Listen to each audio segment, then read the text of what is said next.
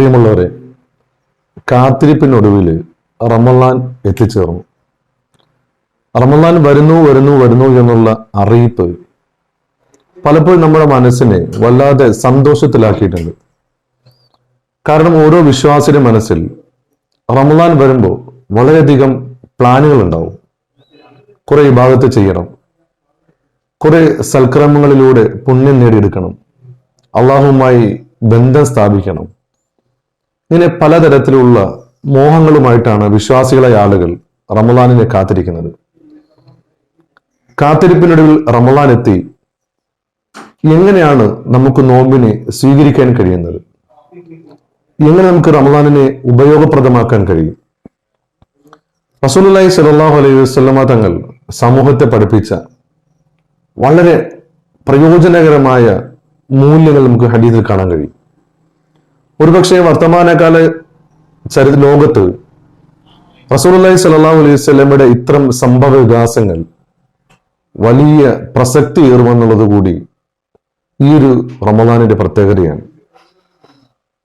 ആദം നബി അലൈഹി സ്വലാത്തു വസ്സലാമയെ സൃഷ്ടിച്ചതും ആദം ഹവ്വ ദമ്പതികൾക്കിടയിലുള്ള അവരുടെ ജീവിതവും അവസാനം ഇബ്ലീസിന്റെ പ്രേരണയിൽ സ്വർഗത്തിൽ നിന്ന് അവർ ഇറങ്ങിയ ചരിത്ര സംഭവമെല്ലാം വിശുദ്ധ ഖുർആൻ നമ്മുടെ മുമ്പിലേക്ക് വരച്ചു കാണിക്കുന്നുണ്ട്. ഖുർആന്റെ വ്യാഖ്യാതാക്കൾ പഠിപ്പിക്കുന്ന ഏറ്റവും പ്രധാനപ്പെട്ട ഒരു സംഗതി, ആദമിന് സംഭവിച്ച പിഴവ് ആദം അലൈഹി സ്വലാത്തു വസ്സലാം തിരിച്ചറിഞ്ഞു എന്നുള്ളതാണ്. റമളാൻ ഒരു മനുഷ്യൻ നൽകേണ്ട ഒന്നാമത്തെ പാഠം തിരിച്ചറിവിന്റെ പാഠമാണ്.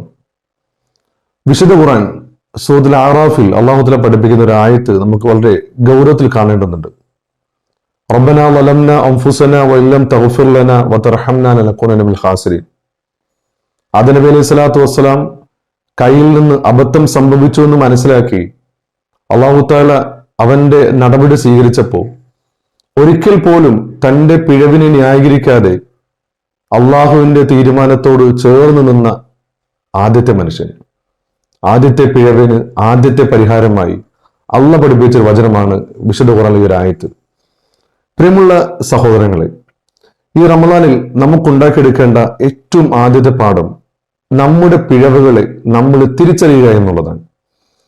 പിഴവിനെ തിരിച്ചറിഞ്ഞാൽ ആ പിഴവിന് ന്യായീകരണങ്ങൾ കാണാതെ അള്ളാഹുവുമായി കൂടുതൽ അടുക്കുന്നതിന് വേണ്ടി നമ്മുടെ പാപങ്ങളെ പടച്ചവന്റെ ദർബാറിൽ ഇറക്കി വെച്ചിട്ട് അള്ളാഹുവിന് മുമ്പിലേക്ക് കൈ ഉയർത്തി കരഞ്ഞ് കേണ് ഇരുന്നാൽ അള്ളാഹു സ്വീകരിക്കാൻ സന്നദ്ധനാണ്.